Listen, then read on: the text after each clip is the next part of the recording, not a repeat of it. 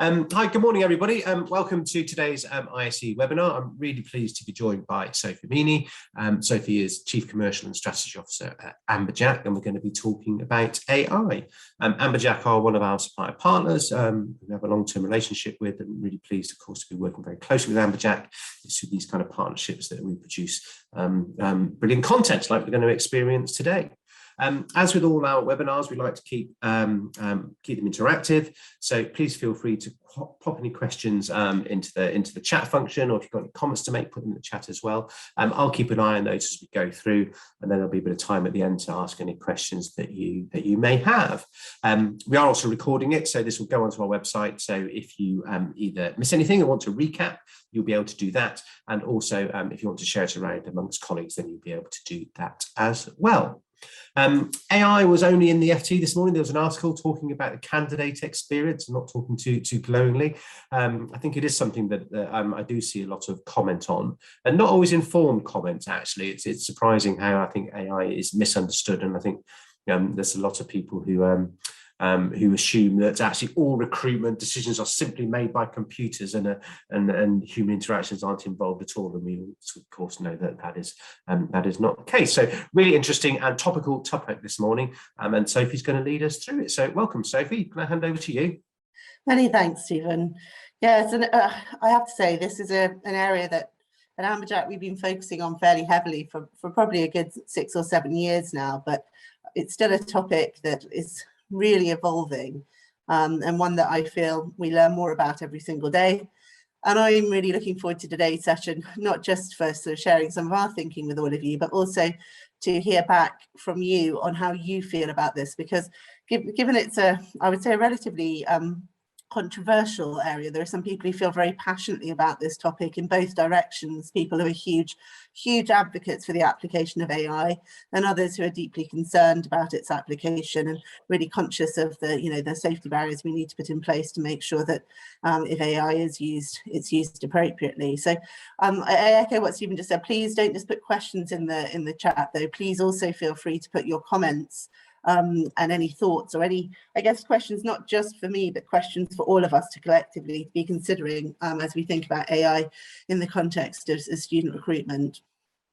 So what I'm going to cover today, first of all, we are going to talk briefly about what AI is, because as Stephen rightly referenced, it's often a fairly misunderstood topic, or one I guess that people don't feel all that confident about, because it's a reasonably complex one. So we're going to try and be really clear on what it is, and then also talk about the sort of spectrum from just some additional levels of automation all the way through to full artificial intelligence, and what that looks like in if we apply it to student recruitment. And then the bit that I'm really looking forward to, we've got a couple of polls, and we're going to ask you the same question twice. I'm really interested to just hear how you're feeling about AI and its application to student recruitment processes. After we've heard from you, we'll then move through to talk about AI maturity, and then I'll talk a bit about data, functionality, and environmental impact, and then some key questions in relation to AI, and then we'll move on to the second poll.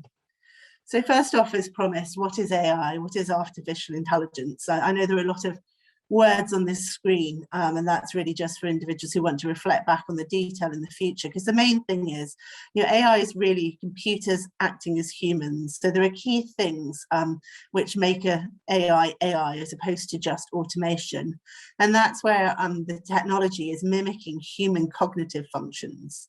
So where it's going above and beyond the application of simple automation rules, and it's learning.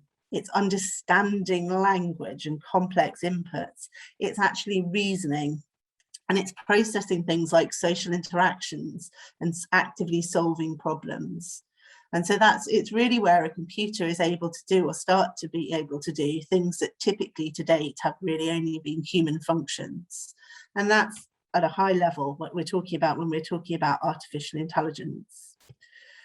And when I apply this through to student recruitment, I've deliberately called this hyperautomation rather than artificial intelligence, because we see a spectrum, and I'm trying to bring that spectrum to life by comparing it to the artificial intelligence or automated driving. So if you see along the top, you'll see 0 through to 5.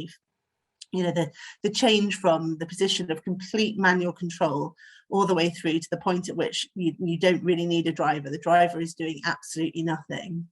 And as you walk through those steps, you can see how it evolves. So it goes from driver driving through to some automated support. So for example, you might have cruise control. Then you move through to a step where you have a little bit more control. So basically the computer is augmenting the human. So the human still monitors the tasks and can take over all control, but the vehicle might, for example, perform steering and acceleration. So the next step is where the computer does all of that and then the human can override it. So the computer's basically driving the vehicle, but if there's a reason why the human needs to intervene, they can. So they basically have to approve the actions of the vehicle.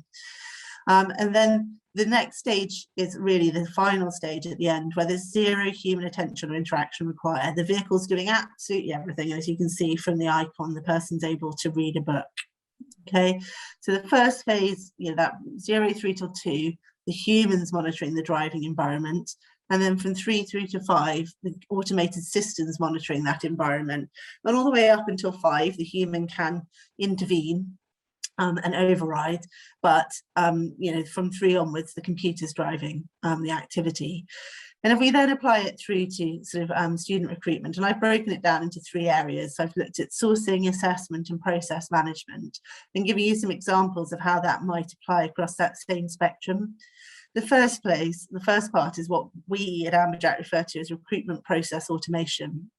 So things where you're actually using technology to increase efficiency. So we start with the sourcing. This is where you just post your job adverts, for example. Then you move through to the next step.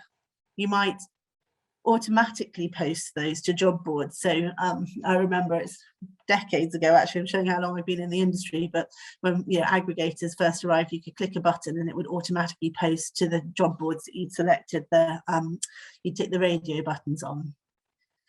And then you might move on to the next step, where actually the computer might filter the options available based on fixed data insights. So example, based on keywords in your job title, for example, it might propose which particular job boards would be particularly appropriate for that role. Then we start to move on to the flip side, where we start to move more into the artificial intelligence side. So this is where the computers are going out and using large-scale data in particular to drive recommendations and insights.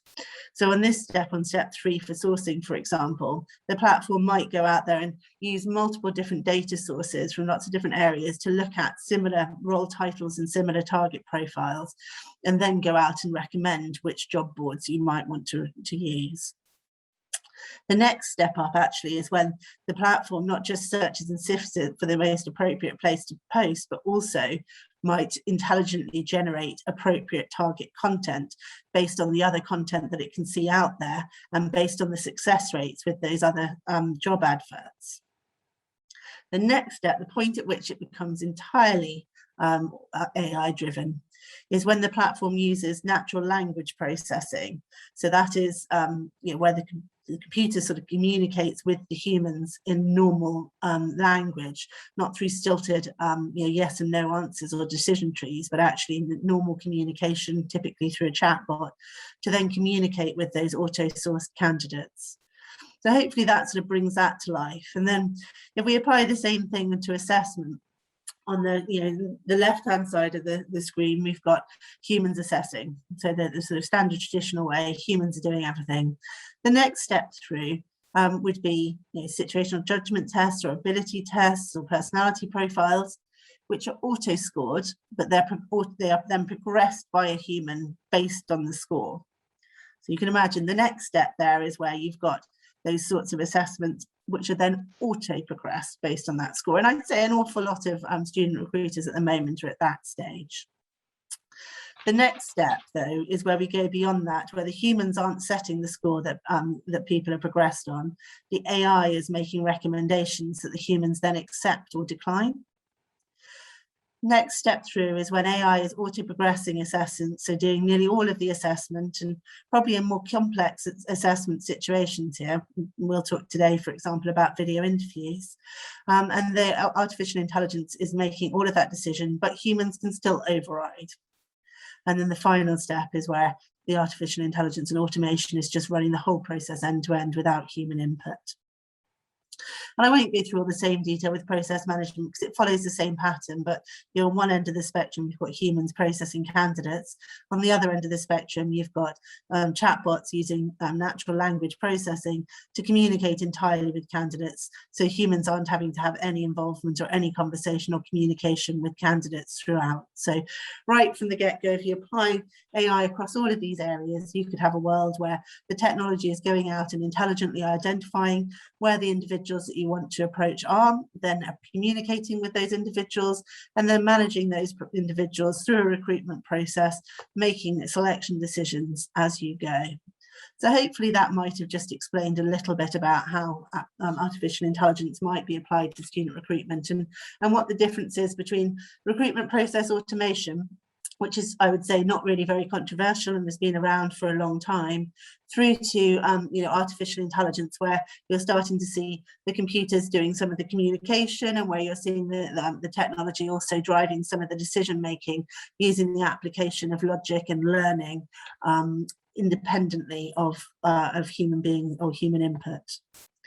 So at that point, Anna, I'm going to launch that first poll, if that's okay. So I'm really interested to hear, before we go too far into any of the detail here, how people are feeling about, thank you very much, about AI at the moment. So I think as long as, I think there's a caveat here, as long as it's the best technology in the market and it's deployed as safely as possible, I'm really interested in understanding whether you're comfortable using AI to drive assessment decision-making in student recruitment. So I'll just give you a little bit of time as people respond. So I think we've had a few answers. Brilliant. Okay, anybody else going to answer? Should we pause there? Very interesting, quite a spread. A number of you saying you don't know, which is completely fair enough. If I'm honest, I'm still making my mind up and changing my mind day to day on this. Quite a few people are saying you're not yet comfortable, but interestingly, a few people out there saying they are actually comfortable using AI, which is brilliant, and we'll carry on through and see how this changes as we go. So I'm just going to press stop sharing and hopefully we'll be able to move through. Ooh. So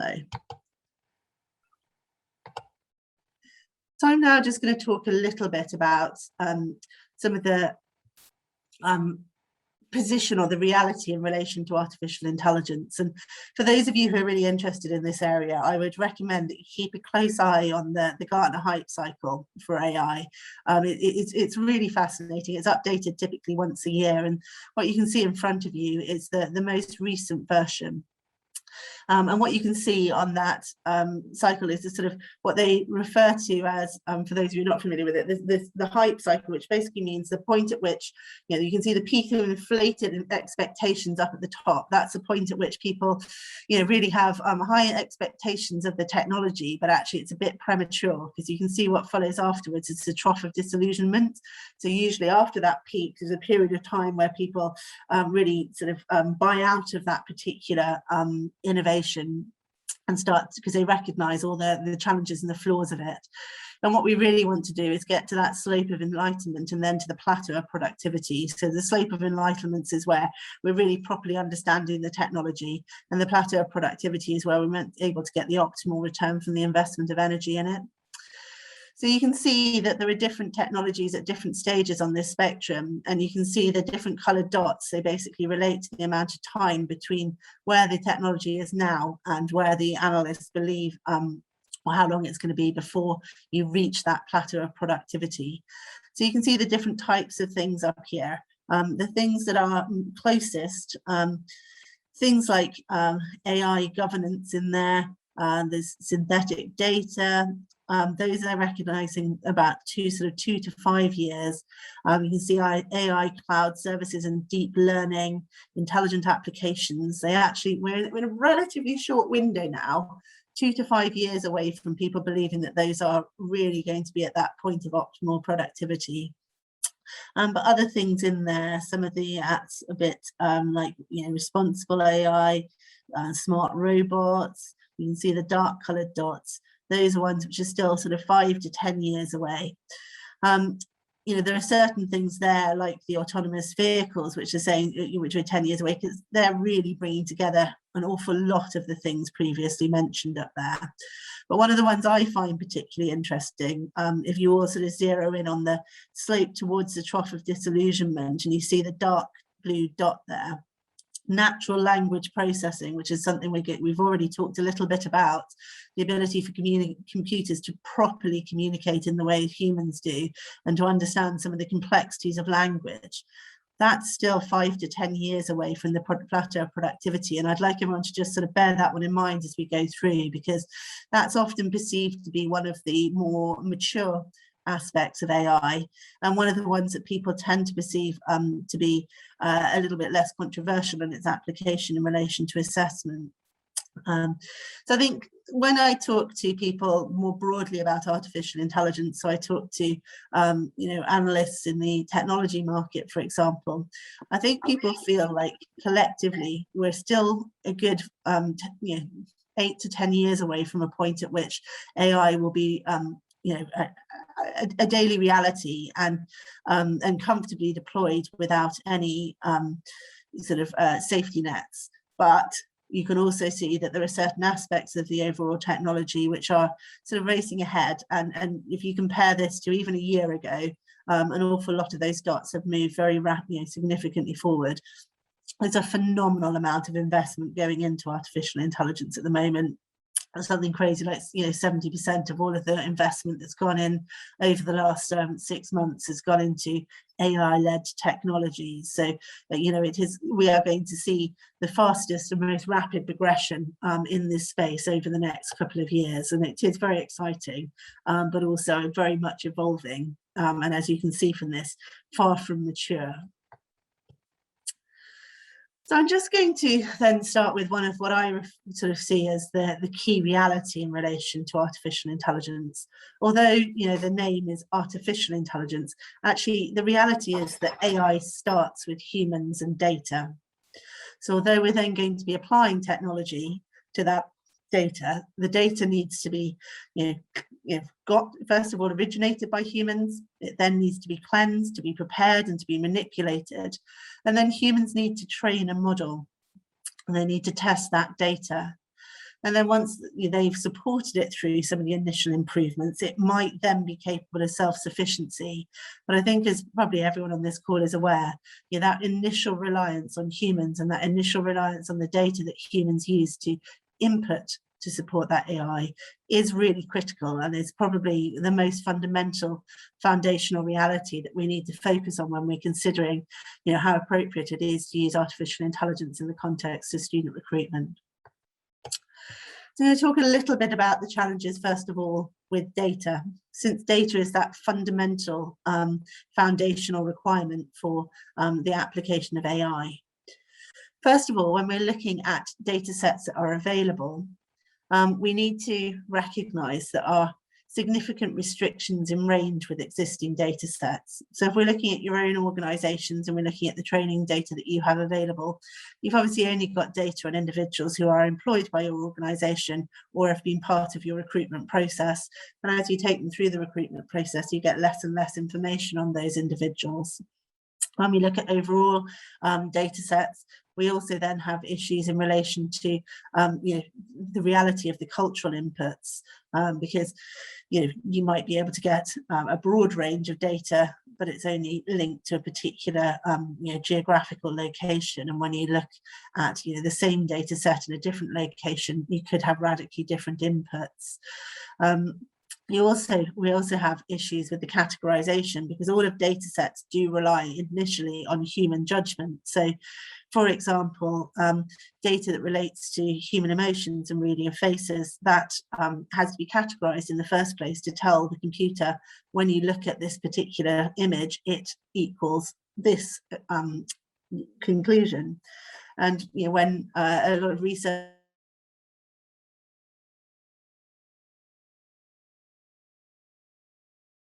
that categorization is itself racist, ableist, and misogynist, and it's basically fundamentally, even if it's not as extreme as some of that reality, it's highly subjective. So the categorization is all anchored on the unconscious biases of the individuals who are doing that categorization. There are also limitations in some of those categorizations. For example, the assumption that there are only two genders. So a lot of the categorization has been done at a point in time, and the categorization reflects the prevailing thinking of the majority groups in power at that particular time. There are also then some false assumptions behind it, because there's an awful lot of research that says, for example, that you cannot reliably deduce emotions from expressions. We could be feeling very huge turmoil inside, but smiling through it. So a smile doesn't automatically mean we're happy. And equally, there are different cultural variations. So there's a very interesting piece of research that was done that looked at the ways in which Americans and Japanese people responded to a very violent film, and for those from Japan, the way that they responded to that film depended an awful lot on the company that they were in at the time, if they were on their own or if they were with people, and the hierarchy, the relative position that they perceived themselves in the hierarchy in relation to the individuals who were around them. So it's quite challenging to say definitively that one particular input or one particular image represents a certain criteria, and then when you rely on the human beings to be inputting that classification, there are real issues.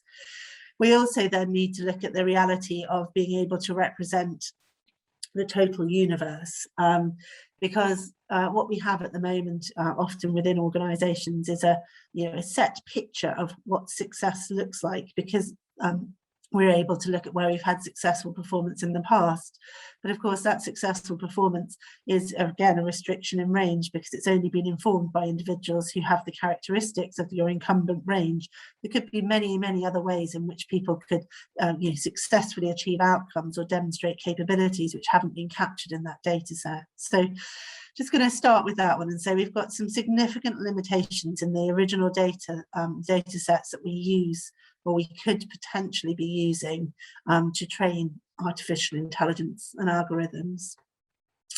I'm then going to move on to one of the most interesting pieces of research I've seen in a long time, and anybody who would like to get the original source link for this should just contact hello@weareamberjack.com. But there's this brilliant piece of research done where people looked at the technology capability in relation to the reading of expressions and the evaluation of human performance. So they used an artificial intelligence driven video interview platform, and they got actors to say exactly the same response in exactly the same way, but change certain variables. So here you can see one lady at the top who just speaks normally. Then you can see when she says exactly the same thing when she's wearing glasses. And then you can see at the bottom exactly the same thing when she's wearing a headscarf. And if you look at the blue line on the graph is the reading from when she just stated it as normal, and then you can see the yellow reading, which is first of all where she read it with glasses, and then when she read it with her headscarf on. And you can see the radical difference in the way in which the computer was perceiving her in relation to openness, conscientiousness, and extroversion, relative to compared to the original baseline when she put on her glasses and when she wore a headscarf. So with glasses, interestingly, because I'll be honest, I would have perceived it to be the other way, she was perceived to be less conscientious, less open. And then when you look through at the headscarf, you can see that actually with her hair removed, which isn't automatically about the headscarf, it could also be about some element of gender bias as well. With because a headscarf looks more like shorter hair, you do see that there are stronger readings across all of those areas, just because they said exactly the same things in the same way with a headscarf. And then if you look at the fourth image, it's very interesting as well, because you've got the same person in exactly the same clothes saying exactly the same thing, but he's got a picture behind him in one and not in the other. And you can see how very different the readings are with the picture. So there is nothing different about him. It's literally about his different background. And you can see that the technology is picking up those inputs and misinterpreting them, or adding to the interpretation based on those inputs. So that is very, very interesting. And then if we move on to what actually is a more simplified version. So there are a number of organizations out there who say, look, you know, particularly since the court case in the US with HireVue, we're not going to read it. We're not going to get into the quagmire of emotion recognition. But what we are going to do is we're going to use speech to text. So natural language processing to interpret what an individual is saying. And then we're going to turn that into text. And then we're going to look at keywords, and we're going to evaluate that at the effectiveness of their responses based just entirely on the keywords. So essentially turning a video interview into, you know, a long answer question on the old worlds of application forms. And actually there was a lot of research that showed how effective those, you know, long answer questions responses were at predicting performance. So there's a certain sense to it. But what you can see here is an experiment that we did where we used that natural language processing capability to listen to and transcribe somebody reading The Owl and the Pussycat. Now, I'm not going to read it out, but if you start with the headlines, you can see that actually in the overall, there were only 9 errors, which is pretty good. So there's only a 4% error rate.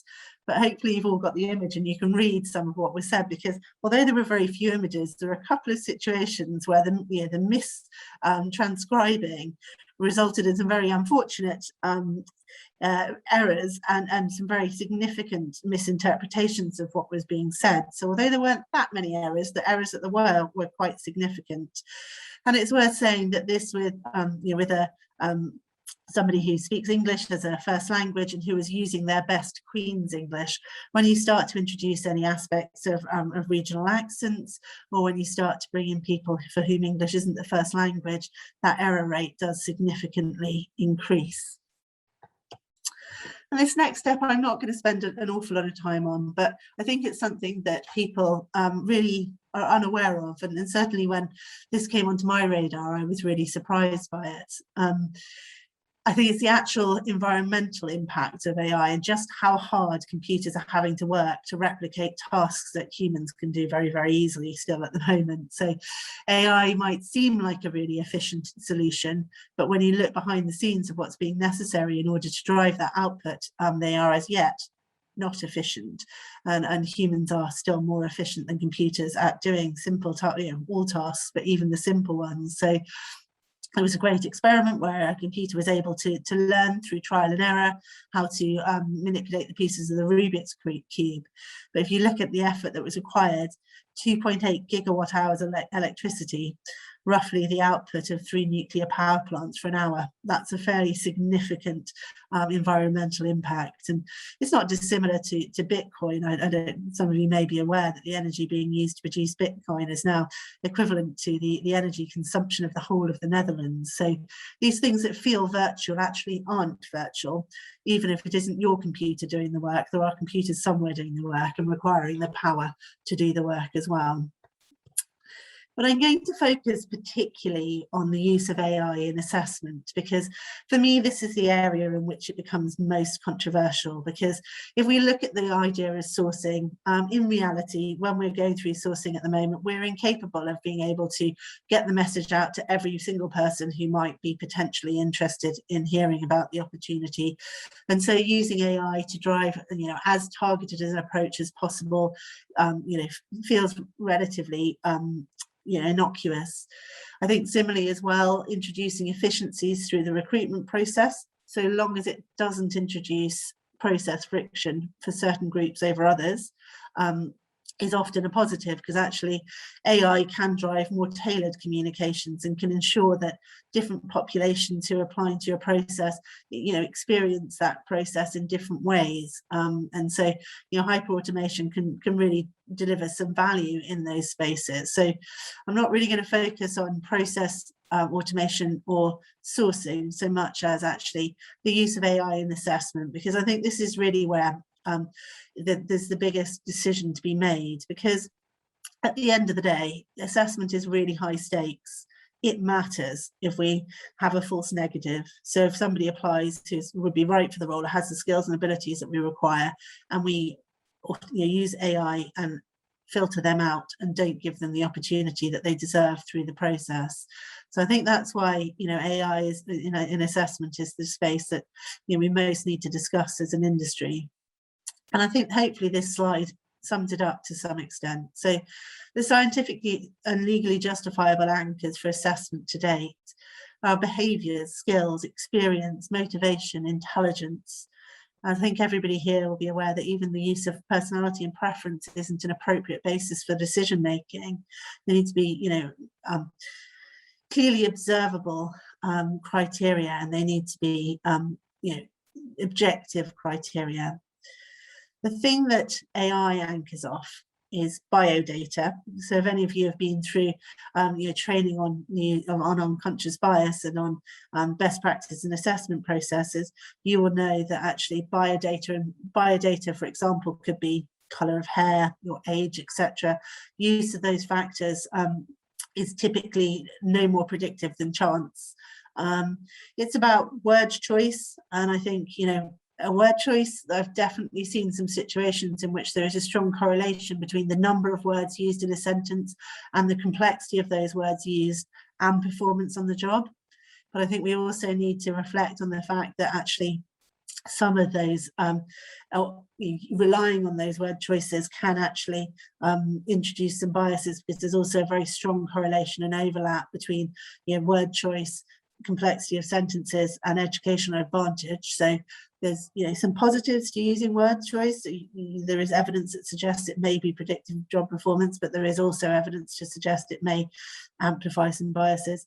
And then observable inputs. So these are things that the technology can see about you, about your response, and compare it to other things. And we've already talked about some of the challenges or limitations in the data sets that are used to anchor and make sense of those observable inputs. So I think the reason why AI in assessment is so controversial is because, you know, actually in theory, if all of the data upon which the AI was being driven was perfect, and if the technology itself was perfect, in theory, it absolutely should be better than human decision making and should be able to remove bias.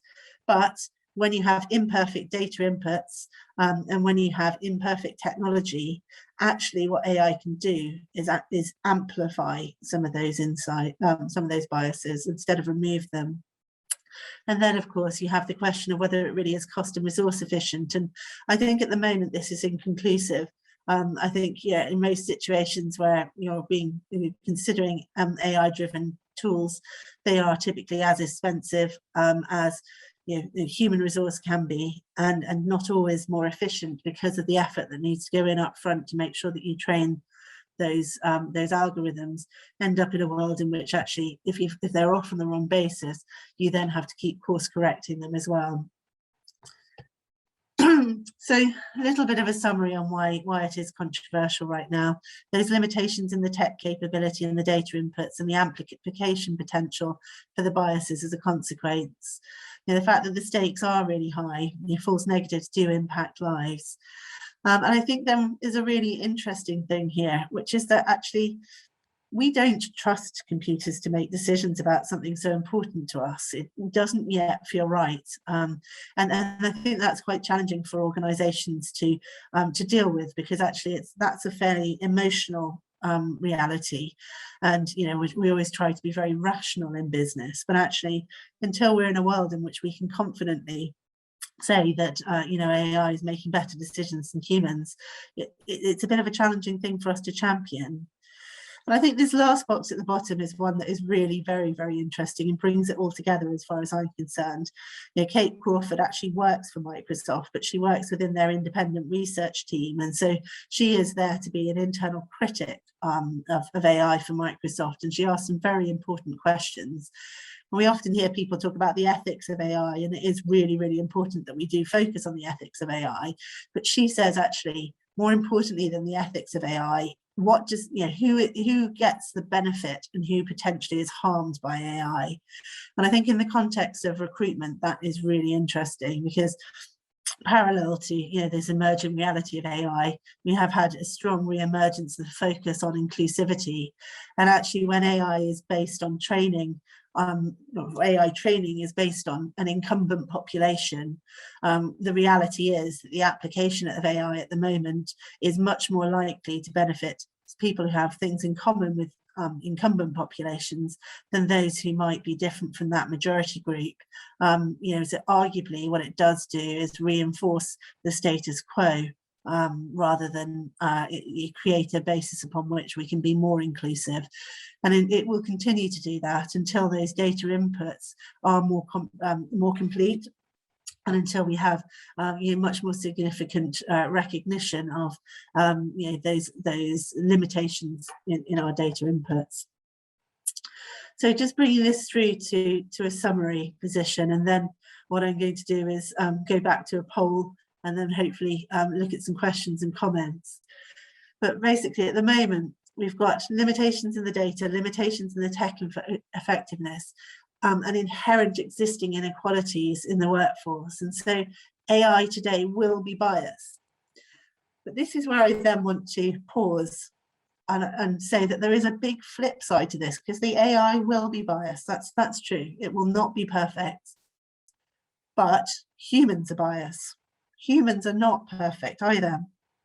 The best recruitment processes that exist to date are no more than 80% predictively effective. Every single day, although we don't want to admit it, we are introducing false negatives in our recruitment process. We're deselecting people who would be good at the role, because in the same way that the computers are anchored in limitations in data, and humans have limitations in effectiveness, computers are anchored in limitations in data, and computers have limitations in effectiveness. Humans have limitations in effectiveness, and humans are governed by the same limitations in the data inputs. So actually, we go back to those error rates and think about that owl and the pussycat, right? It was somebody who was speaking in the perfect English and being very careful to try and get a good output, but it was only a 4% error rate. It could be 4 times as bad in terms of the error rate and still be just as bad as humans are. Are we really in a world in which we can say that AI is automatically worse than our existing processes? But this is where I think then that really interesting decision comes in for all of us as recruiters, because there's a difference between codifying that bias, which is what we do if we bake it in through AI into all of our processes. So it's conscious, we know it's there. We may not know exactly how it manifests, but we know it will exist and we accept it. Versus the reality today, which is while we know recruitment processes aren't perfect, we try our best to make them perfect. And so we have a sort of almost an illusion for ourselves that we are doing the right thing and not introducing bias through using humans. So very, for me, interesting conundrum. And as I said at the start, I flip-flop on this quite a lot. I personally have some real concerns about the basis upon which, I think I've said definitively, AI will be biased and AI is not as effective today as it should and could be. And today, if we introduce AI, we will not make safe and appropriate decisions in all situations. We will introduce false negatives, and this is a high stakes situation. But I guess I can equally say the same about the reality for human-driven recruitment today. And so I'm going to ask Anna if we could possibly have that poll back up again and ask the same question again. So I'll be really interested with everybody who's on the call to hear what you're now thinking based on all of that discussion. So I'm going to give you a little bit more time. So I think we had 16 or 17 respondents to start with. It'd be nice if we could get a similar number.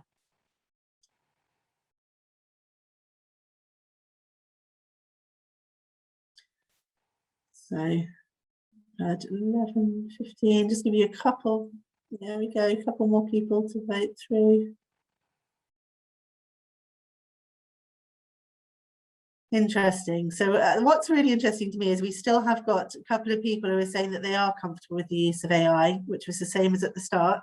I don't know if you can all see results until I stop saying that. So a couple of people who are still comfortable using it, which was the same right at the beginning. But what's interesting is those who are in the don't know camp, most people seem to have tipped into the no camp. and still a couple of people who are in that I don't know space. Brilliant. All right, so at that point, that's the last slide that I was going to share. So Stephen, is it worth seeing if we've got any questions or any chats that we wanted to go through? Hi, Sophie, that was great, really informative. Yes, we have had a few questions come through. I'll go through them in order, actually. So first question, are there some common data sets that all organisations use and therefore underlying discrimination that is repeated? Yeah, so I think there's two things. So there are generally available data sets out there in the market, which are nearly all AI is based upon. There are organisations that have spent, years and years categorising data in order to support and drive the application of AI. So when I'm talking about limitations in those data sets and some of those codified biases, those are the ones I'm referring to. But then you also have your own data sets. So when you're looking at your own recruitment process data, that's obviously proprietary. You look at your own incumbent populations, people who are doing the job at the moment, and you categorise their performance, and you obviously evaluate people through your human-driven recruitment process. That would be obviously specific to you as an organisation, and those are the data inputs that inhibited by restriction in range. So you've obviously only got the people in your organisation who are successful through your recruitment process, hired to your existing incumbent profile. I'm sure they're great, but that doesn't mean that other people with a different profile couldn't also be great. And equally, as you go through your recruitment process, you will currently be deselecting out people who aren't similar to your incumbent population, and so you don't actually have the full richness of information around people who may not have passed certain aspects of your recruitment process, and that's a challenge with your own data.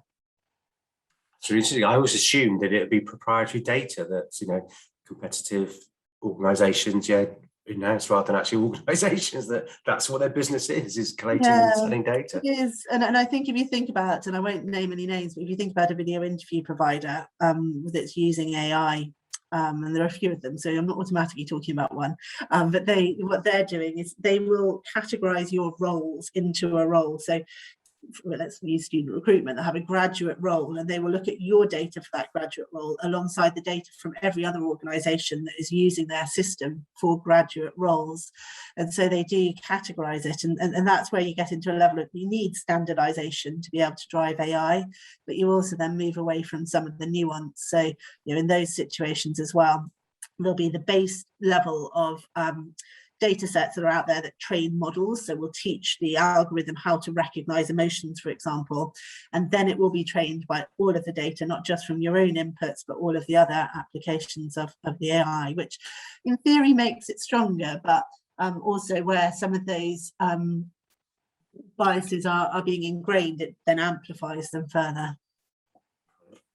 Question here from Rachel. Rachel, could you just repeat who carried out the research, the stuff that you showed around, and the differences in somebody who has sort of glasses, headscarf, etc.?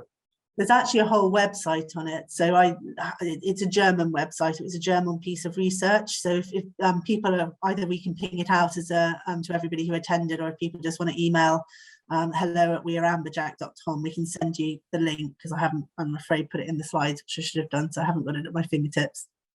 No trouble. And then another question about the research. Are you able to share your research on the error rates of text transcription? So that was in-house research. So that was done by our own technology team. So that's the core part of that research. So we've got, we had a couple of people in our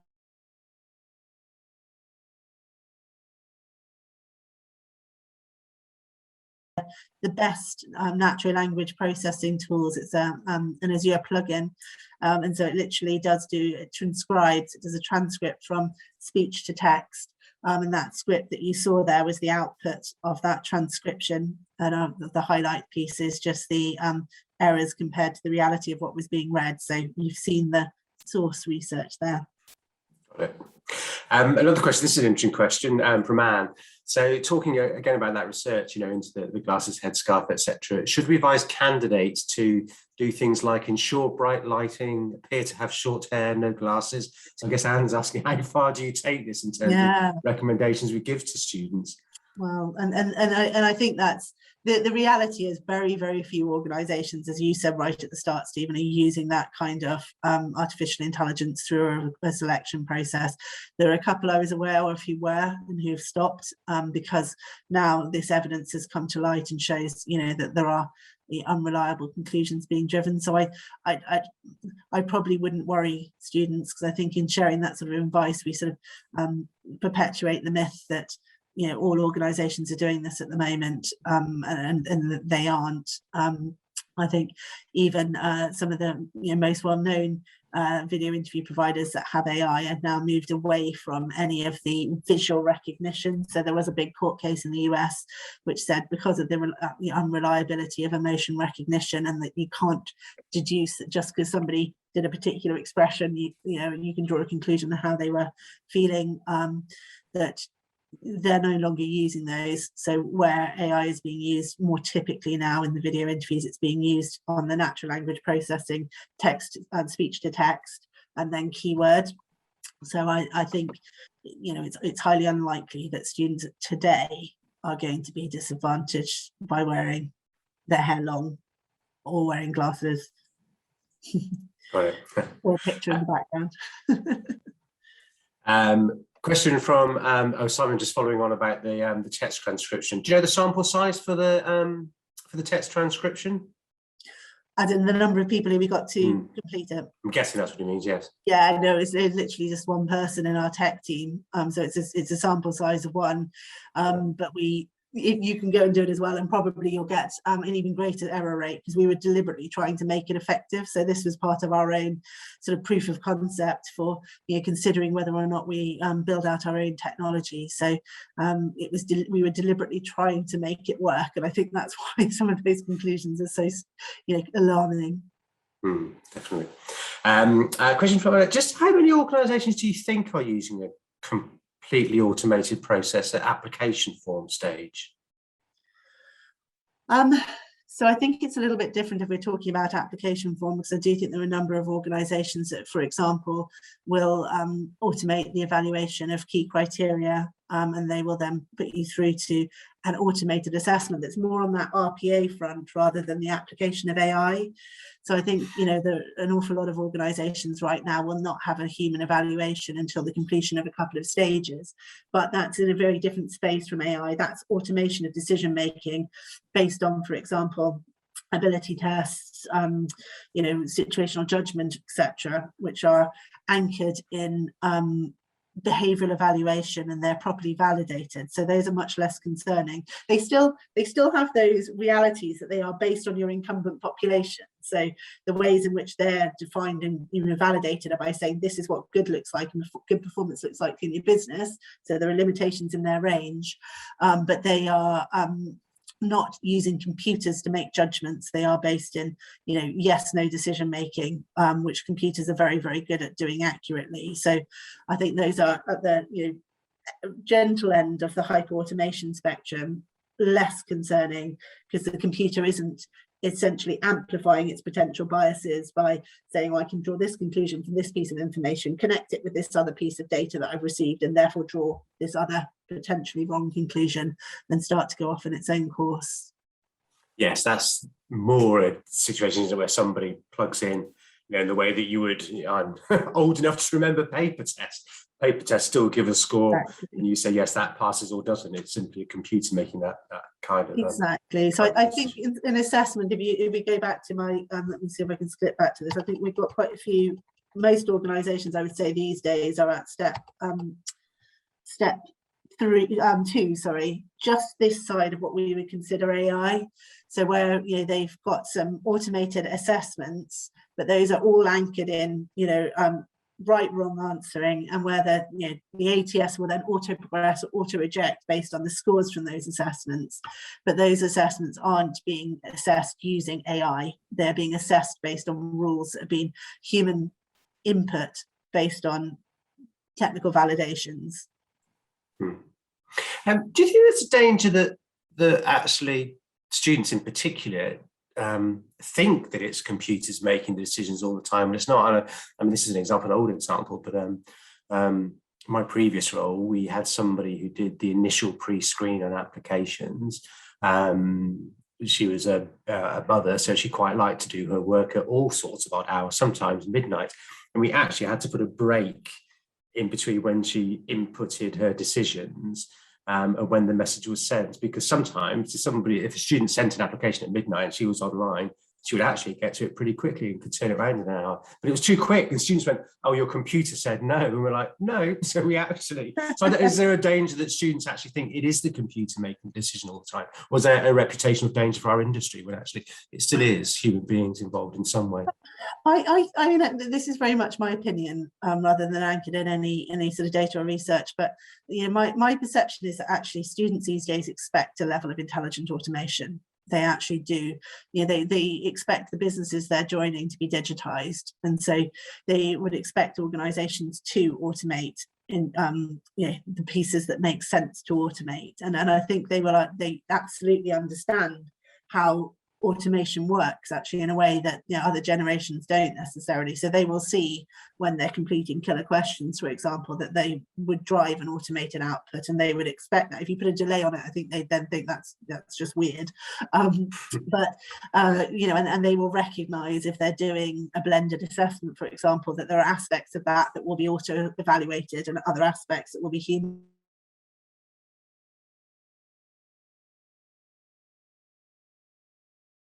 Technology marking a video interview, because they are very well informed and they probably recognize the fact that there are limitations in data inputs and there are limitations in technology capability. So those are the spaces where we do go into the true AI, when you're starting to learn, when you're starting to process language, when you're starting to reason. That's where I think there will be reputational risk factors, because of how well informed this population is. Got it. And I wonder if there's something as well as part of this, which is it's the whole to do with automation, which is, we mentioned test B, you mentioned B, sort of, that's the first couple of stages is online. Of course, that's very different to a decade, 15 years ago. And I've noticed, I mean, this isn't just because we've had a difficult year where students have had to make more applications because it's a tough jobs market, but, it's probably tripled the number of applications a big volume recruiter receives, in many ways, because there aren't those very simplistic academic cutoffs that there used to be around A-level grades. I wonder if you think there's something our industry needs to get its head around a bit, which is, particularly from candidates from more disadvantaged backgrounds, just getting rejected so many more times than they did in the past. And that's just the nature of the beast, in a way that it wasn't in quite the same way before, I don't think. No, I think you're right. And actually, I'm going to forget her name, but that one of the ladies he had talking a lot about her experience in the publication of your Black Careers Matter report, I think was very articulate on that, and actually reflecting on some of her experiences was quite poignant, wasn't it? Just thinking about the sort of the mental fatigue of having that number of rejections. And I think there's a reality that you can address some of that through candidate self-selection and putting the power in the hands of the candidate. But also when you're in situations like we are at the moment, where people are desperate, they'll probably still decide to apply even when they know they probably shouldn't. And that's quite challenging. I think the best thing we can do as an industry is make sure it feels fair, that they feel like they're having a proper chance to represent themselves and get their story across. And actually, the recruitment process automation helps you get to that point. It does help you invest time in those people who require the human investment of assessment capability, and it does help you wade through what is otherwise a totally unworkable volume. But what I hope in the future, Stephen, and I do think we're a long way from this, it's probably in the 5 to 10 years as a minimum bucket, but that we'll get to a world where AI actually means that every single student can go through the equivalent of a whole assessment centre, that we can truly assess the whole person, because the technology capability will be such that AI can review a group exercise equivalent. AI can review a written response to a case study, so people can have a proper chance to really demonstrate their skills and ability, everybody, without it just being a pre-selected few. But unfortunately, I think we're quite a long way away from a world in which that would be an appropriate reality just yet. It'll take time to get there, isn't it? I think we've got time for one more question, and Anna's popped a question in again. And that comment around the data set providers, and she's asking actually, do you think that the data set providers are looking at the bias of the data now? So have they become aware of it? And I'll be I guess they're trying to find ways around it because it's in their interest. I don't mean around that in a way of kind of, negating it, but to fix the problem, basically. Yeah, some of those, the worst categorizations have already been removed. Some of the ones which were explicitly racist and misogynist and things, people have been back through and filtered them out. And there's a greater consciousness of it. The problem is it is still entirely subjective. So it is still being, pulled together by individuals, and it is still based on the data that's available. There's much less data on the populations of the Solomon Islands than there is of, the population of certain aspects of North America, but equally, definite underrepresentation of people from lower socioeconomic backgrounds than others, and that's what we're working on. The great thing about tech is obviously it does continually improve, but we've got to make sure it is continually improving as opposed to compounding problems, and that's where I think we're at the moment, is a lot of intelligent people like Kate Crawford coming out and making sure that people aren't getting too carried away with it just yet. And I think for me, my sort of conclusion on all of this is it's a watch this space place. It's a world where you embrace automation, embrace RPA, get to the point at which you're able to invest human effort in the right spaces. But as yet, I think personally, we're still a step away from safely applying true AI. But that's a decision for each organisation to make. Sure. So that's a really great session. There's been quite a few thank yous come through on the chat function already, and also I just had a comment from Jasmine. She was very interesting, saying that right about the number of applications that she had to make and to go through to get that current job. I think that's something that we're going to have to turn to more and more, I think, as an industry-wide challenge to address. Sophie, how should people get in touch with you if they want to find out a bit more information or talk to you about this more? Always available through social media, but also hello@weareamberjack.com is always a very useful way to get through to me and the team. So thank you very much.